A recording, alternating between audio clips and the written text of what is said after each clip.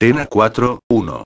Primeros núcleos de resistencia cristiana en el norte, se formaron entre las cordilleras cantábricas y pirenaicas con núcleos de resistencia cristiana y poco a poco se extendieron su territorio hasta el Valle del Duero y el Ebro, formando los reinos cristianos del norte. En la cordillera cantábrica se formará el reino de Astur por Don Pelayo, tras la batalla de Covadonga, en el 722, se consolida con Alfonso I y lo extendió entre Galicia y Vizcaya. En el siglo IX traslada la capital a Oviedo y en el siglo X se traslada a León y es gobernada por Fernán González. Además en este período se adoptará el fuero juzgo, que es una adaptación del Liber Iudiciorum visigodo.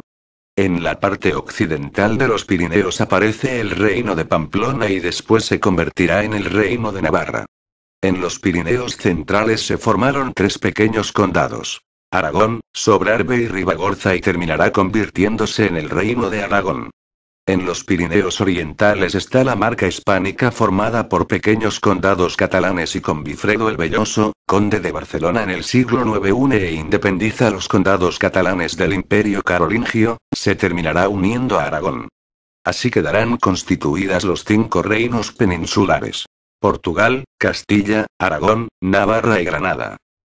Tena 4.2. Principales etapas de la Reconquista, siglo X-XIII. En los siglos X y se produce la expansión de los reinos cristianos debido a 1. Debilidad política de Al-Ándalus. 2. Aumento de la población. 3. Espíritu de cruzada. El proceso puede dividirse en 4 etapas. Primera etapa. Hasta el siglo X fue un proceso de repoblación de zonas vacías al norte del Ebro y el Duero. Segunda etapa. A partir del siglo XI empieza el avance militar, Castilla y León ocupa entre el Duero y el Tajo y lo más significativo fue la conquista de Toledo por Alfonso VI. Aragón conquista Huesca y los catalanes hasta Tarragona. Tercera etapa. Siglo XII, se llega a la frontera del Guadiana, Júcar y el Turia, se conquista Teruel y Cuenca y parte de Extremadura, fue frenada por la llegada de los almohades, finalmente derrotados en 1212 en Navas de Tolosa. También se firman tratados entre Castilla y Aragón para dividir la expansión. Cuarta etapa. A partir de 1212 el reino de Castilla conquistará el valle del Guadalquivir con Fernando II y Murcia con Alfonso X, Aragón conquistará con Jaime I Valencia y Baleares. A partir de este momento quedan 5 reinos peninsulares: Castilla, Navarra, Aragón, Portugal y Granada hasta 1492. Tena 4.3. Reinos cristianos. Formas de repoblación, ocupación y explotación. Podemos distinguir modos de ocupación y explotación del territorio conquistado al Andalus, desde el siglo IX hasta el XV. Hasta el siglo X al norte del Duero se produjo una repoblación de vacías, los sistemas fueron apresura o aprisio. Concesiones de la corona a monasterios a castillos de carácter defensivo. Esto da lugar a propiedades pequeñas y hombres libres. En el Valle del Tajo la repoblación fue de carácter concejil por medios de cartas, pueblas o fueros o pequeñas ciudades amuralladas donde se les daba ciertos privilegios por su carácter defensivo. En la zona del Ebro también se usaron las cartas puebla y repartimientos. En el siglo XII entre el Tajo y el Guadiana la ocupación fue de carácter militar, por órdenes de carácter militar. Estas órdenes a cambio reciben grandes territorios llamados maestrazgos.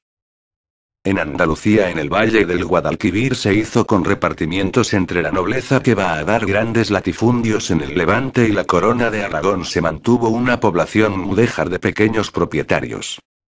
Estas formas de repoblación se adoptaron más o menos al sistema feudal de vasallaje y señorías y a una sociedad muy jerarquizada dividida en estamentos: nobleza, clero y campesinado. Aunque a partir del siglo XI se mantuvo minorías religiosas y una pequeña burguesía en las ciudades.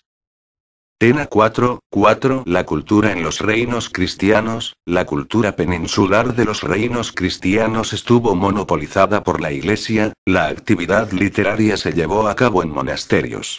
Hasta el siglo XI, a través del Camino de Santiago penetró la influencia europea. Las más importantes son La Cluniaceuse que trajo el arte románico y la Cisterciens que trajo en gótico. Uno de los aspectos más importantes de la península como puente cultural entre Europa y el Islam fue las escuelas de traductores que eran centros de estudios de textos filosóficos y científicos se traducen del árabe al latín y las lenguas romances. Destacó la escuela de traductores de Toledo de Alfonso X el Sabio. En el siglo XIII se fundaron las primeras universidades, aunque la cultura sigue en manos de la Iglesia, las universidades fueron las de Palencia y Salamanca.